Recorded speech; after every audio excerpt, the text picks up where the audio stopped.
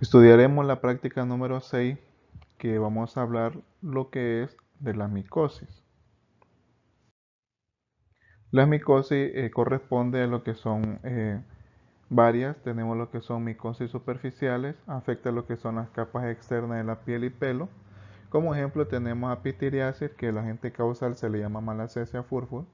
Tenemos también lo que es a piedra, existen dos, piedra blanca y piedra negra. La piedra blanca, el hongo se llama, uno de los géneros más representativos es Trichosporum beigeli, y de piedra negra, piedra aortae.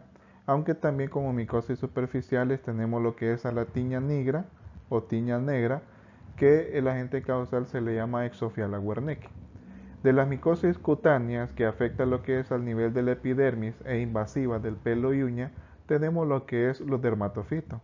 Los dermatofitos comúnmente son los que producen también las famosas tiñas como tiña capitis, tiña corpori, tiña unguium, tiña manum, tiña pedis, tiña cruris, ¿ya? Y tiña barbae también. Los agentes causales tenemos a los géneros Microsporum sp. Las especies tenemos a Microsporum canis y Microsporum jixium. Tenemos también al género Trichophyton. Las especies está Trichophyton rubrum, Trichophyton mentagrophyte, Trichophyton schoenlein y hay varias especies que comúnmente pueden afectar tanto a los animales como al ser humano. Y del género Dermatophyto tenemos también al Epidermophyton y la especie de Flocoso. Los dermatofitos se clasifican también según su procedencia en zoófilo, que vienen del animal al ser humano, geófilo, del suelo al ser humano, y antropofílico, de humano a humano. También tenemos lo que son las micosis subcutáneas, que afecta lo que es la dermis, tejido subcutáneo, músculo y fascia. Dentro de estos tenemos enfermedades como la esporotricosis, que el agente causal es Esporotrichenchi, un hongo dimórfico. Amicetoma, tenemos lo que es dos tipos, madromicótico y actinomicótico. En este caso son granos. Y tenemos a la cromoblastomicosis, que tenemos los agentes causales como Phyalophora verrucosa, Fossecae pedrozoy y Cladosporium carrione. En el caso de la micosis subcutánea, el mecanismo de transmisión va a ser por traumatismo, especialmente con astillas de madera o espinas de una rosa. Y en la micosis cutánea, los dermatofitos, el mecanismo de transmisión se ha comprobado que puede ser por una mala higiene personal o en algunas ocasiones por utilizar tal vez un par de zapatos mojados o ponerse los zapatos con los pies húmedos.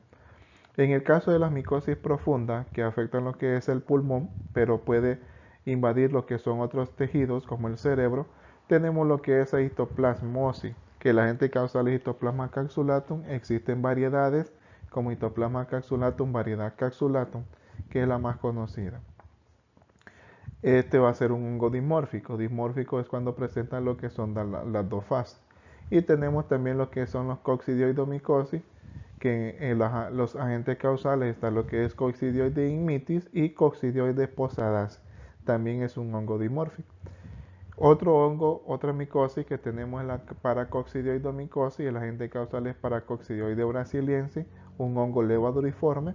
Y blastomicosis es un hongo dimórfico y el agente causal es Blastomyces dermatitide. En la micosis profunda, el mecanismo de transmisión va a ser por inhalación de esporas o conidia.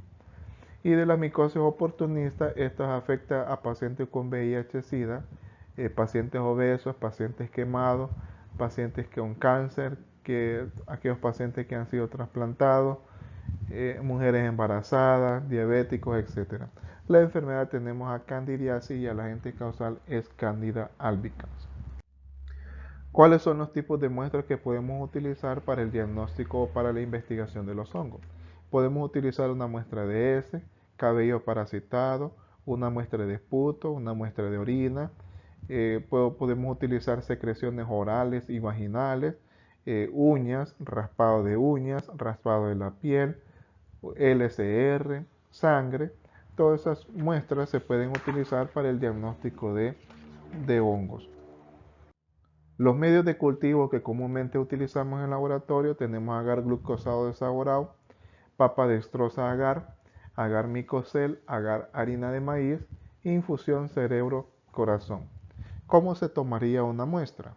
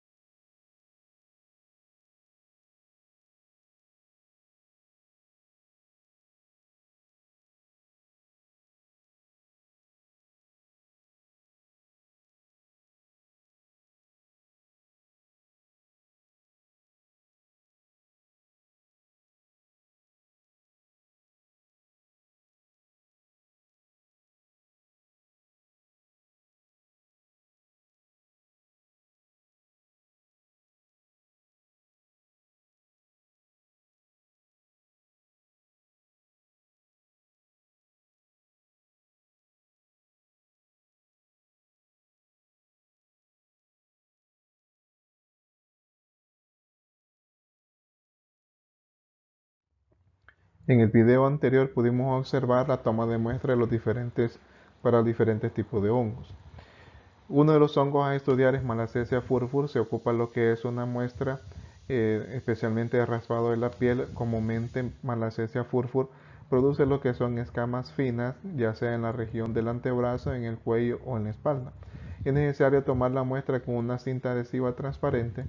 Se toma la muestra y con esa cinta se va a colocar en una lámina portajeto en donde se ha colocado una gota de tinta Parker azul negra y también una gota de KOH, ya sea al 10, al 20 o al 30%. Lo que hace el KOH es diluir la queratina y lo que hace la tinta Parker azul negra es colorear al hongo. En cuanto a lo que es a la muestra, también se puede sembrar en un cultivo. El cultivo tiene que ser agar glucosado desaborado más aceite de oliva, debido a que es un hongo lipofílico que prefiere la grasa. Al observarlo al cultivo, un crecimiento mayor de una semana, se produce lo que son colonias convexas, lisas, con variantes rugosas, y posee una estructura variada con células alargadas, esféricas u ovales y algunos filamentos. En el caso de que también podemos realizar una prueba del disociado, que en el disociado se utiliza lactofenol azul algodón. Podemos observar en el examen directo al fresco también lo que son levaduras gemantes. En el libro de Roberto Arena dice que se observa hifas tabicadas y levaduras que dan la apariencia a albóndiga en espagueti. Es porque simula lo que son levaduras e hifas tabicadas. En cuanto a lo que son a los dermatofitos, también se observaba en el video que pueden existir lo que son varios tipos de parasitación de cabello. Tenemos una parasitación endotrix, en donde en esta parasitación solamente van a haber esporas o hifas tabicadas dentro de la vaina del pelo.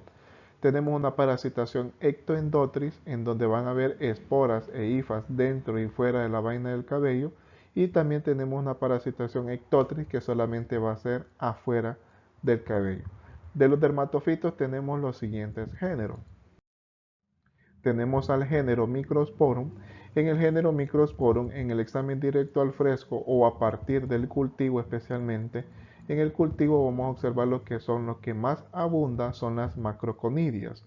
Estas macroconidias, dependiendo de la especie, van a tener lo que es una gran diferencia. En El Salvador, los dos tipos de Microsporum más conocidos es Microsporum cani y Microsporum jixium. ¿Cuál es la diferencia? La diferencia es que Microsporum cani presenta lo que son macroconidias con más de 6 lóculos y tiene lo que son en los extremos en puntas afiladas. En cuanto a Microsporum jixium, tenemos lo que son los extremos en punta roma y van a tener lo que son menos de 6 lóculos o hasta 6. Los lóculos son los tabiques que podemos observar lo que es en la estructura interna.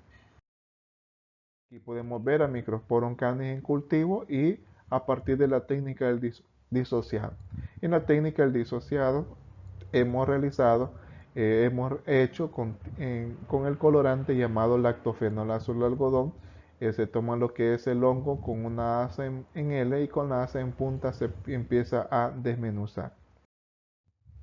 Tenemos a Microsporum jixium en el examen, en este caso al microscopio y con la técnica del disociado. Y un cultivo en la parte de arriba. El género Trichophyton, lo que más abunda es las microconidias. Micro quiere decir pequeño. Se puede diferenciar especies. Tenemos varias especies como Trichophyton tonsura, Trichophyton rubrum y Trichophyton mentagrophytes. En el caso de Trichophyton rubrum, presenta lo que son microconidias en forma de lágrima, pero también van a tener lo que son macroconidias en forma de salchicha. En el caso de Trichophyton tonsura no presenta comúnmente macroconidias, pero sí va a tener lo que son microconidias que son más características en forma de lágrima. En cuanto a lo que es a Trichophyton mentagrophytes, presenta lo que son microconidias redondas en racimo. Y también van a tener lo que es una estructura filamentosa, ya que en este caso es en forma de espiral. Aquí podemos ver lo que es en cultivo y ya vista a lo que es al microscopio con la técnica del disociado de Trichophyton rubrum Trichophyton mentagrophytes también. Y tenemos también al género Epidermophyton. Lo que más va a abundar son las macroconidias. La teoría nos dice que no produce lo que es microconidia. En el libro de Roberto Arenas nos dice que pueden observarse macroconidias en forma de mazo o macroconidias en forma de trébol. Acordémonos que los dermatofitos son los que pueden producir las famosas tiñas. Podemos observar en esta imagen lo que es el cultivo y al realizar lo que es la técnica del disociado con la ayuda de un colorante llamado lactofenolazol algodón, es posible observar esa estructura que tiene forma de mazo.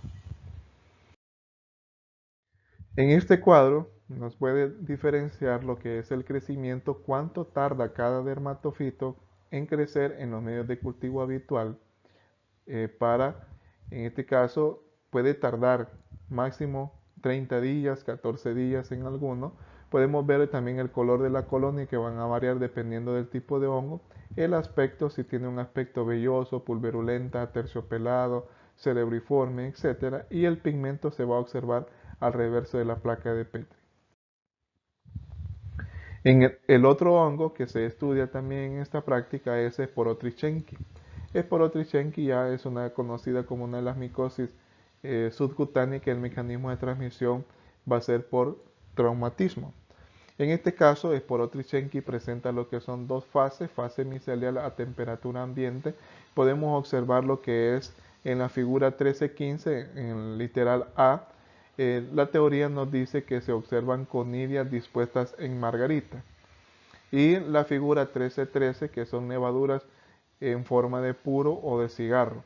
Ya se han utilizado lo que son otras coloraciones, como el ácido periódico de Schiff, en donde se ha realizado lo que es una biopsia del paciente. Entonces, Sporotrichenki es considerado como un hongo dimórfico. En cuanto a lo que son a los micetomas, también se estudia en esta práctica. Los micetomas son productores de grano. Tenemos dos tipos de grano. Un grano actinomicótico, en donde se observan clavas, son unos pelitos alrededor del grano, y comúnmente las produce nocardia. Existen varias especies de nocardia, como nocardia asteroide, nocardia caviae, nocardia brasiliensis, y en este caso se debe de realizar pruebas para poder diferenciar cuál de las tres nocardias está dañando al paciente.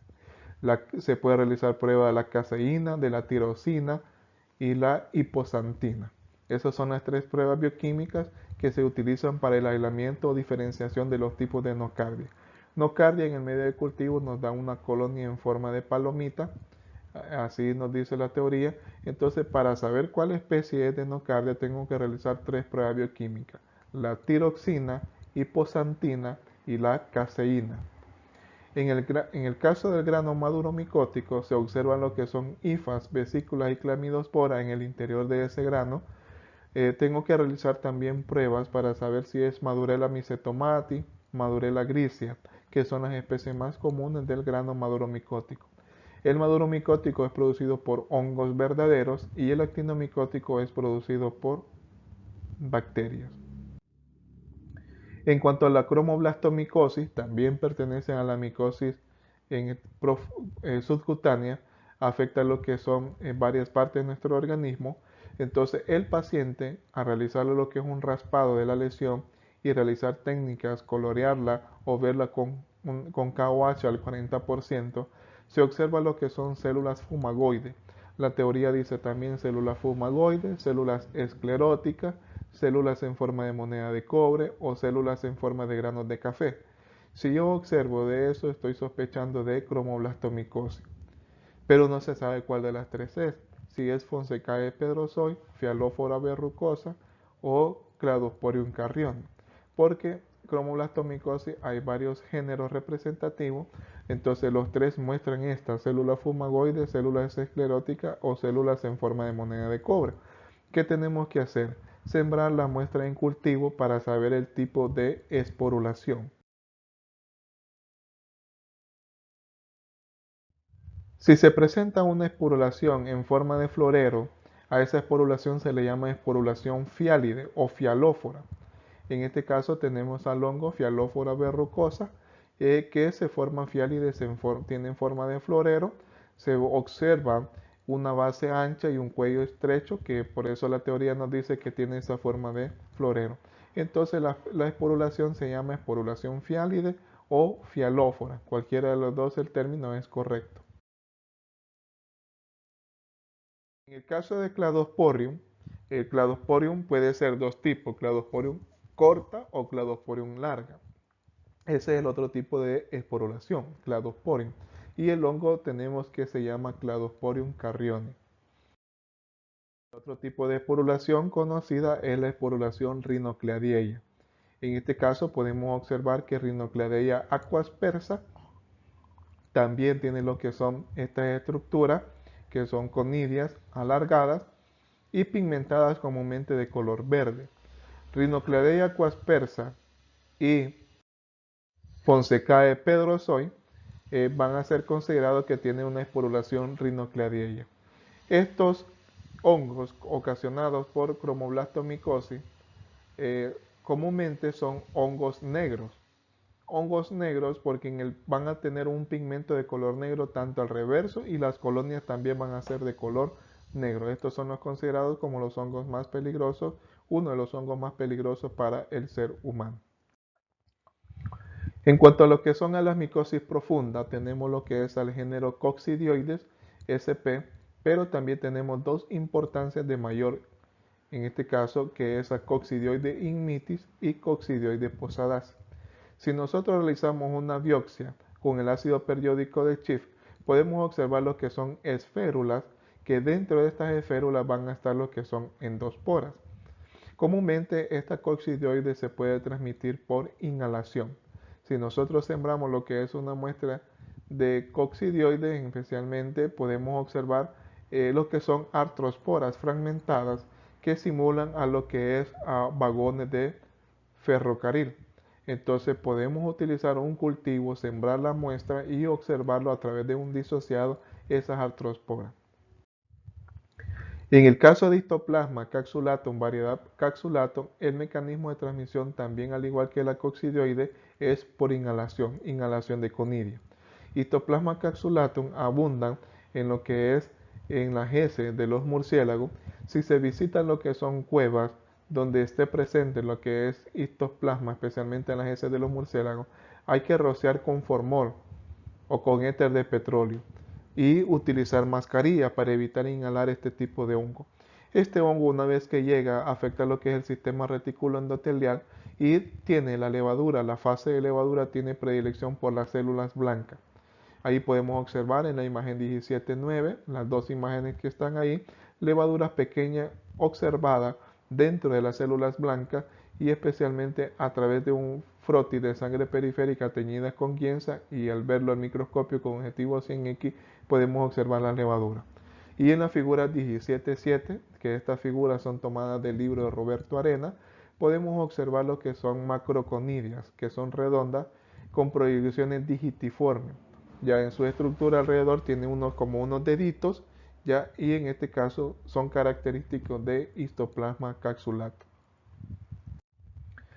También el otro hongo que produce micosis profunda o sistémica, tenemos al Paracoccidioides brasiliensis.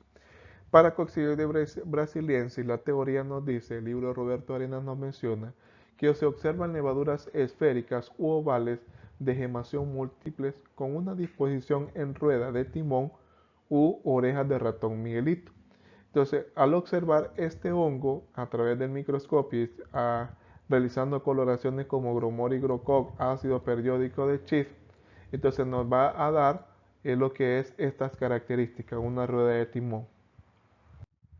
Y el último hongo que produce también lo que es uno de los más importantes y más estudiados, en el caso también son importantes, ¿verdad? Tenemos a Blastomyces dermatitidis, produce lo que es micosis profunda o sistémica. Blastomyces dermatitidis, al igual que Histoplasma capsulatum, es un hongo dimórfico, presenta lo que son dos fases, fase parasitaria, se observa lo que son una blastospora con base ancha, la teoría también dice como botella o huella de zapato, y una fase saprofítica micelial que se observan conidios piriformes que semejan a una paleta. Entonces, estos son los hongos que producen lo que son micosis profundas o sistémicas. Y la micosis oportunista, no he puesto ninguna imagen, pero ya lo habíamos hablado en la práctica anterior, tenemos lo que es a Candida albicans, ya que es un hongo levaduriforme, y también se le ha considerado como oportunista a Cryptococcus neoforma, la que produce la criptococosis, que en eso hay que utilizar lo que es tinta china para poder observar las levaduras encapsuladas contra un fondo de color oscuro.